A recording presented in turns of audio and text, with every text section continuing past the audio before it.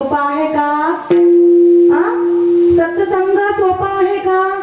तो दुर्लभ आहे. सत्संग सोपा नाही ना. बहु अवघड आहे संत वेदी परी जगजेठी करुणा केली. सूरदास सांगतात, तात मिले सुतभात मिले, तात मिले सुतभात मिले, पुनमात मिले, मिले सुख मुले मिले युवती सुखदाय, राज मिले गजबाज मिले, सरताज मिले, कहेत वैकुंठ ही जाय, लोक मिले सुरलोक मिले, विधि लोक मिले, मनवांचित पाय, सुंदर और सब सुख मिले, संत समागम दुर्लभ भाई. संत समागम हा तुम्हा आम्हाला सोपा आहे का? नाही. कारण तुम्ही सांगता संत श्रेष्ठ आहेत, संत मोठे आहेत, संत थोर आहेत, संत महान आहेत, आणि तुम्ही सांगता संत ओळखायचे पण आहेत. कोणालाही संत म्हणू नका, कोणालाही साधू म्हणू नका, कोणा बाबाच्या अम्माच्या बापूच्या भाईच्या मागे जाऊ नका. एवढं मोठं ग्रंथांचं भांडार आहे, त्याला शरण जा. संतांना ओळख, संतांची ओळख करून साधू थोर जाना, साधू थोर जाना. आधी जाणून घ्या, आधी जाणून घ्या, नंतर संतांना शरण जा. मग संत समागम कसा आहे? दुर्लभ आहे. संत समागम सोपा नाही आहे. संतांचं दर्शनही सोपं नाही आहे. बरं, मग संतांचं दर्शन सोपं नाही, संत समागम सोपा नाहीये. मग आणखी एका ठिकाणी सांगितलं जाते, दुरुनी आलो मी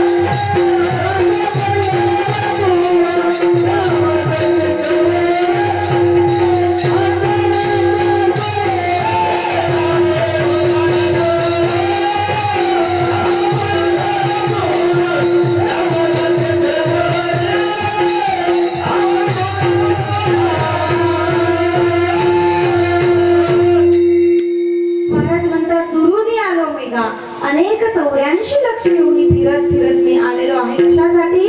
तुमच्या दर्शनासाठी मी आलेलो आहे. आणि तुम्ही आता तुमचं दर्शन दुर्लभ आहे. बरं, किती दुर्लभ आहे? माऊली ज्ञानेश्वरी मध्ये सांगतात, तरी तक्षकाची निफडे कामोनी कैतो मनी काढे, नाकीचा केशू जोडे सिंहाचे, मग तेनीची तो ओविजे, मग तेनीची तो ओविजे, तेनीची लेणे पाविजे, तरी काय असीचे रिक्त कंठी. इतका दुर्लभ आहे काय? संतांचा समागम, संतांची भेट इतकी दुर्लभ आहे की तो तक्षक नाग पकडायचा, त्या तक्षक नागाच्या फणीमधून एक मणी काढायचा, तो मणी जंगलामध्ये जायचं. जर तुमच्या गावात सिंह असेल तर तिथं जा, जंगलामध्ये जा, त्या सिंहाच्या नाकाचे केस तोडून आणायचे, त्या केसाचा दोरा करायचा, त्यामध्ये तो मणी ओवायचा, नंतर तो गळ्यात घालायचा. हे जेवढं अवघड आहे तेवढंच अवघड काय आहे? संत संगती किंवा संतांची भेट होणे आहे. किती अवघड आहे? बहु अवघड आहे संत परी जगजेठी करुणा. खूप अवघड आहे, सोपं नाही आहे. पण हे सोपं तुम्हाला कशामुळे होऊ शकतं? ग्रंथांच्या, तुमच्या आजूबाजूला असणाऱ्या संतांच्या, त्याचबरोबर जगद्गुरूंच्या, सद्गुरूंच्या, तुमच्या गुरूंच्या सानिध्यामुळे किंवा त्यांनी दिलेल्या उपदेशामुळे तुम्हाला एवढा जो कटकुटाना आहे तक्षक साप पकडायचा नाही आहे, तो फक्त आपण पुराणामध्ये ऐकलेला आहे. आता तक्षक नाही, कुठला साप असेल तर आपलं पाणी पाणी होतं. सिंह आता बघायला फक्त अभयारण्यामध्ये ते बी एखादा असेल तर असेल, सिंहही नावापुरतेच ऐकायला येतात. आणि त्याच्या नाकाचा केस आम्ही काय आमच्या बापांनी पाहिलेला नाहीये, तो कुठून आणायचा, तो ओवायचा कसा आणि तो घालायचा कसा, या भानगडीत पडायचं नाही. तर काय करायचं आहे, सद्गुरूच्या उपदेशावर चालायचं आहे. बरं ठीक आहे, संत समागम दुर्लभ आहे, जर आम्हाला मिळाला त्याचा उत्तम असा लाभ झाला तर त्याचा तुम्हा आम्हाला आणखी काय फायदा. अभंगाचं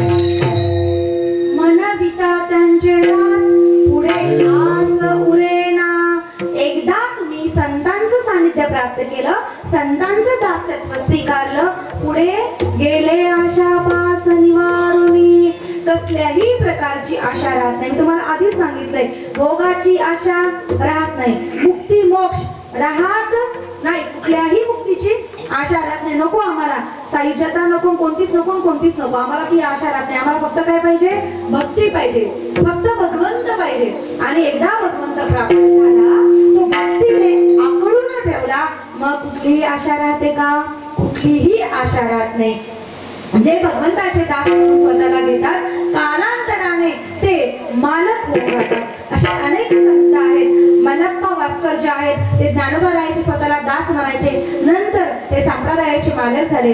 गुरु जोग महाराज स्वतःला माऊलीच्या पालखीचा भुई म्हणून घ्यायचे, आज ते वारकरी शिक्षण संस्थेचे मालक आहेत. जे हैबत बाबा आहेत, हैबत बाबाचा इतिहास ते सांगतो, स्वतःला ते माऊलींचे दास म्हणून घ्यायचे, आज हैबत बाबा माऊलींच्या सोहळ्याचे मालकरी आहेत, मालक आहेत. दास जर तुम्ही संताचे झाले तर संत तुम्हाला मालक करून ठेवल्याशिवाय राहत नाहीत. असो, आपली वेळ संपुष्टात आलेली आहे, अजून 2 चरण बाकी आहेत. मला एक सांगा, 2 चरण 11 पर्यंत संपवायचे का सकाळपर्यंत संपवायचे? दादा तयार आहे. मी तुम्हाला काय सांगितलं, लाडकी लेक मी संतांची, मजवर कृपा बहुतांची, यांचा पाठिंबा उत्तम आहे. तुम्ही वाटलं जागच्या जागी झोपून घ्या.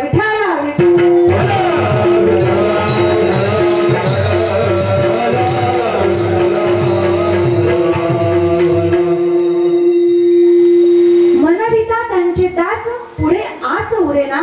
बरं, मग आस उरत नाही तर असं कोणतं दान आहे जे संत तुम्हा आम्हाला देतात? अभंगाचं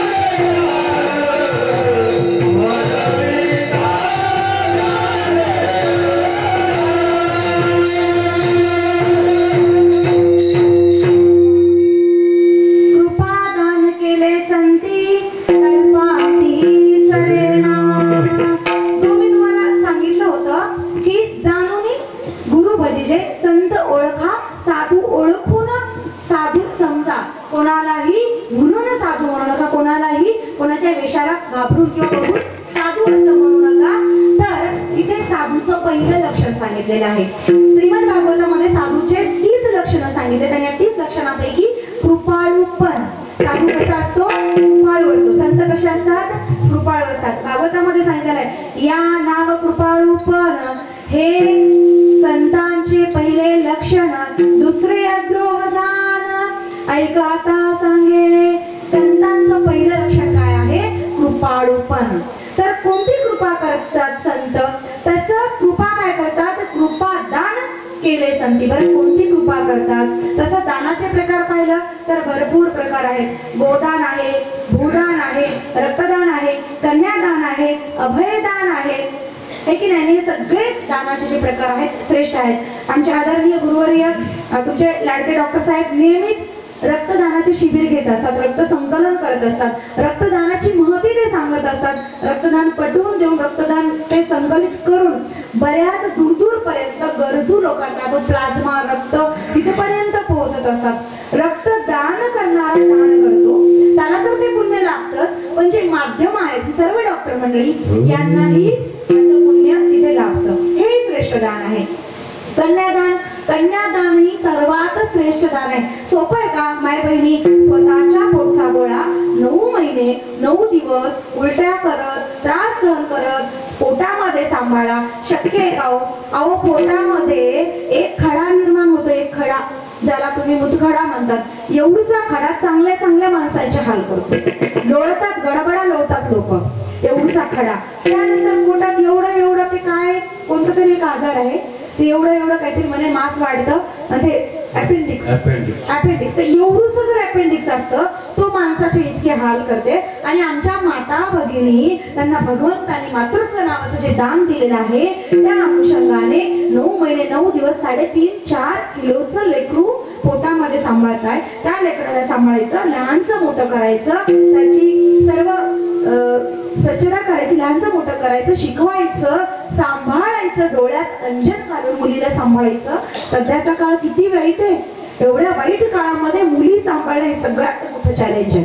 शिक्षण गरजेचं आहे, शिक्षणासाठी बाहेर पाठवावे लागतं, गरजेचं आहे. घरात ठेवून चालणार नाही. घरात ठेवली कमी शिकलेली पोरगी करणार नाही. जरी आपण म्हणतो सध्या पोरींचे दिवस आहे, पोरींना भाव आहे, बिना शिकलेल्या पोरींना आहे का भाव? नाही. लोकांना सुंदर पाहिजे, शिकलेली पाहिजे, लग्न करून देणारे पाहिजे, कुठं कुठं हुंडा देणारे पाहिजे. त्या पोरीला एवढं डोळ्यात अंजन घालून सांभाळा आणि नंतर तो पोटचा गोळा कायमस्वरूपी दुसऱ्याला देऊन टाका. सोपी गोष्ट आहे कधी? सोपी गोष्ट नाहीये. किती मोठं दान आहे. आई बापांनी स्वतःच्या काळजावर दगड ठेवून आपली लाडाची लेक दुसऱ्याला पाठवून द्यायची सोपी गोष्ट नाही. ते पण दुसऱ्याच्याच अधिकाराखाली, स्वतःच्या मर्जीची नाही. तिची मर्जी चालत नाही, तुमची चालत नाही. काय खायचं, काय प्यायचं, काय लिहायचं, काय घालायचं, काय शिकायचं, काय करायचं त्यांच्या मर्जीवर. एवढं मोठं दान हे पण श्रेष्ठ दान आहे. पण या सर्व दानामध्ये अभयदान जास्त श्रेष्ठ सांगितलंय. आणि त्याही पलीकडे सांगून संतांनी केलेली कृपादान हे सर्वात महत्वाचं दान सांगितलेलं आहे. जसं तुम्हाला सांगितलं की प्रत्येक गोष्टीचे 3-3 प्रकार शास्त्रामध्ये पडतात, तसं संतांच्या कृपेची इथे शास्त्रामध्ये 3 प्रकार सांगितले जातात. पहिला आहे कोणती कृपा? आलिंगन कृपा. आलिंगन घडे मोक्ष सायुज्यता जोडे. संतांनी जर आलिंगन दिलं, संतांचं आलिंगन जर प्राप्त झालं तर सायुज्य नावाचा मोक्ष प्राप्त होतो. आपण थोडेसे पटापट जाऊयात, आपल्याकडे वेळ वेळ कमी राहिलेला आहे, तुम्हाला इथे झोपायचंय पण मला दूर जायचंय. त्यामुळे सायुज्य नावाचा मोक्ष संतांच्या आलिंगनामुळे. त्याच्यानंतर दुसरा आहे की कृपा कटाक्षाने पाहणे. आपल्या भक्ताला, आपल्या शिष्याला कृपा कटाक्षाने पाहणे. कृपा कटाक्ष निहाळले आपुल्या पदी बैसविले, बाप रुक्मा देवर विठ्ठले, भक्ता दिले वरदान. स्वतःच्या कृपा कटाक्षाने निहाळून त्या भक्ताला, त्या शिष्याला स्वतःच्या पदावर बैसायचं. ज्ञानेश्वर माऊली म्हणतात, तरी विपाय आठविला चित्ता, तरी ते आपली योग्यता. जरी चित्तामध्ये भगवंताचं संतांचं चिंतन केलं तरी सुद्धा संतपद प्राप्त होतं, असं माऊली ज्ञानोबाराय सांगतात.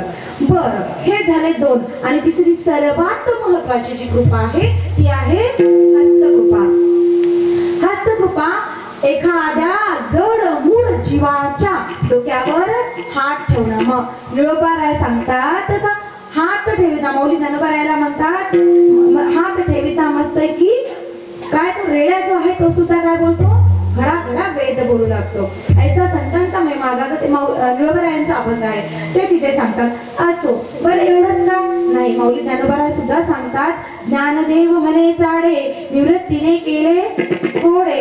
की ज्ञानोबाराय सांगतात की निवृत्ती महाराजांनी माझ्या मस्तकावर हात ठेवलेला आणि त्या अनुषंगाने, त्या कृपेमुळे आज मी एवढा अमृत अनुभव आणि ज्ञानेश्वरी सारखा ग्रंथ या जगतासमोर करून ठेवलेला आहे.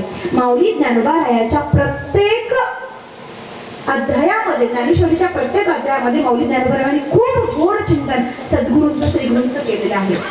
दुसऱ्यांचं सोडा, मी सांगते, मला अभंग, मी भाग्यवान आहे की मला हे उत्तम पवित्र असं कुळ लाभलेलं आहे. या कुळामध्ये जन्म झाला आणि जर भगवंता यरजार चालू ठेवायची असेल तर याच कुळामध्ये जन्म दे, एवढंच मागेल. मी त्यामध्ये भाग्यवान आहे. पण तुम्हाला सांगते, मला शाळा, शिक्षण, घरदार, पोरबाळ, सासरे, त्यांना भांडणं, नवऱ्याला भांडणं, या पलीकडे काही माहिती नव्हतं, काहीही माहिती नव्हतं. जेव्हा बाबांच्या अमृत महोत्सवाच्या वेळेस बाबांकडे आले, बाबांचं जेव्हा दर्शन घेतलं दिवाळीच्या निमित्ताने, मामा मला इथे दिवाळी सणासाठी घेऊन आलेले होते आणि बाबांच्या अमृत महोत्सवाचं नियोजन चालू होतं. मग आता मामांचं झालं, बाबांचं झालं किंवा तुम्हा सर्व संत मंडळीचं झालं. तुमच्या जिल्ह्यात कीर्तनकाराची कमी आहे का? नाही, बिलकुल कमी नाही. मी सहज आपला स्वयंपाक करत असताना मला बाबाने आवाज दिला, बाबा म्हणे इकडे, तुला कोणत्या दिवसाची तारीख पाहिजे? असं अवघडच झालं. मला तारीख, बाबा मला यातलं काय येतं? मला अजून मी पूर्ण बसून कीर्तन पण ऐकण्याची माझी क्षमता नाहीये, मी पूर्ण बसून कीर्तन सुद्धा ऐकलेली नाही आणि तुम्ही मला तारीख म्हणताय. नाही नाही म्हटलं, मी काय करेल, सप्त्याला येईल, मी कार्यक्रमाला येईल, मला काही जमणार नाही. बाबा म्हणे नाही नाही, कसं काय जमत नाही? जमतं तुला. शब्द बाबांचे, माझे नाही बरं का. आणि खरंच सांगते, मी शून्य होते, शून्य, मला काही येत नव्हतं, अजूनही काही येत नाही, प्रश्न तो नाहीये. पण कीर्तन म्हणजे काय, कीर्तनाला सुरुवात कशी करायची, कीर्तनाचा शेवट कसा असतो, विठ्ठल रुक्माई भजन कुठे करायचं, गजर कुठे करायचा. त्यानंतर आमचे हे बंधू आहेत प्रशांत महाराज, त्यांचं गुरु सारखं सहकार्य लाभलेलं आहे. हा, सुरुवात इथून शेवट इथे, अभंग कसा. बाबांनी विचारलं, नाही तू करणार? बाबा मला काही येत नाही. येतं म्हणे, कसं काय येत नाही? आणि तुम्हाला सांगते, कुठेही जाऊ द्या जगाच्या या देहामध्ये प्राण असेपर्यंत कीर्तन झालं. बाबांनी अभंग सांगितला, अभंग कोणताही घे, तुझ्या मनाने घे, पण इकडचं तिकडचं बोलू नको, तुला जेवढं जमेल, जेवढं पटेल. माझ्या गावातली मंडळी सर्व सज्जन आहेत. बाबांनी तुमचं कौतुक केलं होतं. सर्वांना ज्ञानेश्वरी, भगवद्गीता, काकडा एवढंच नाही तर रामायणामधल्या बऱ्याचशा चौपाया आमच्या महिलांना, आमच्या बायांना, आमच्या पुरुष मंडळीचं पाठांतर आहे. सगळे पाठांतर आहेत. गायक मंडळी उत्कृष्ट आहे, वादक उत्कृष्ट आहेत, कारण त्यांना वारसा लाभलेला आहे. माझ्या गावातली सगळे मंडळी सज्जन आहेत. कित्येक तरी कीर्तनकार त्यांनी ऐकलेले आहेत, उगाळून पिलेले आहेत. पण एक लेख म्हणून ते तुझ्या पाठीशी उभं राहतील. तुला कोणीच नाव ठेवणार नाही, तुला कोणी काही म्हणणार नाही, तू उभं राहा. पहिलं कीर्तन झालं, तुम्हा सर्वांच्या समोर झालेलं आहे. तसं मम होत होतं, जसं आज होतं तसं यालाही पहिलं समजा. कीर्तन झाल्यानंतर जेव्हा खाली बसले, बाबांची खुर्ची मागे होती, बाबांनी डोक्यापासून पाठीवर पूर्ण हात फिरवला आणि आज नाही, जीवाजीव असेपर्यंत तो जो बाबांचा स्पर्श आहे ना, तो कायम स्वरूपी जाणवणार आहे, लक्षात राहणार आहे. जेव्हा कधी अडचण येते, कधीतरी प्रश्न पडतो ना, फक्त बाबांचं चिंतन करून तेवढा स्पर्श मी अनुभवते. आणि तेवढ्या स्पर्शाने मी काय सांगते, हस्तकृपा, तेवढ्या स्पर्शाने माझे बरेचसे जे प्रश्न असतात पडलेले, ते प्रश्न सहज सुटून जातात. कारण सहज देणे हा संतांचा काय आहे, गुण आहे. तो कृपाप्रसाद मी तुम्हाला सांगत होते. ही हस्तकृपा निळोबारायावर केली. कोणी केली? तुकोबारायांनी. संत देतानी तुझं माझं किंवा पंक्ती प्रपंच करून देत नाही. संत देतानी बिनधास्त देतात. जे शरण आला, जो समोर आला त्याला देत राहतात. दास आणि दासी दया करण्याची पुत्रासी तेच दास आणि दासी. जशी त्यांच्या स्वतःच्या पुत्र पुत्रीवर किंवा मुलाबाळावर त्यांची कृपा असते ना, त्याच प्रकारची कृपा संत काय करत असतात, त्यांच्या भक्तावर करत असतात. तुम्हाला सांगते, संत एकनाथांनी कृपा केली कोणावर? गावबावर. हरिपंडितापेक्षा जास्त कृपा कोणावर केली? गावबावर केली. स्वतःच्या मुलापेक्षा तुकोबारायांनी स्वतःच्या बंधूपेक्षा जास्त कृपा कोणावर केलेली आहे? निळोबारायावर. आणि हेच उदाहरण माझ्यासोबत पण आहे. हरिभक्तीपरायण पुरुषोत्तम महाराज जसं उत्तम दान संत देतात, तसं त्यांच्या नावातही उत्तम आहे. त्यांचं तेवढंच प्रेम आणि तेवढीच कृपा त्यांच्या मुलापेक्षा एक काकणभर माझ्यावर आहे, याची मला शाश्वती आहे. संत देता वेळेस पंक्ती प्रपंच करत नाहीत बरं का. महिला मंडळ, गुलाबजामुन सासरवाडीकडचे लोक आहेत का माहेरचे लोक आहेत असं बघून वाढत नाहीत. गरम चपाती सगळ्यांना सारखी देतात संत. गरम सासरच्यांना द्यायची का माहेरच्यांना असं बघून संत करत नाहीत. म्हणून संतांचं दान हे सर्वोत्कृष्ट दान आहे आणि कृपादान हे संतांचं सर्वात संत कृपादान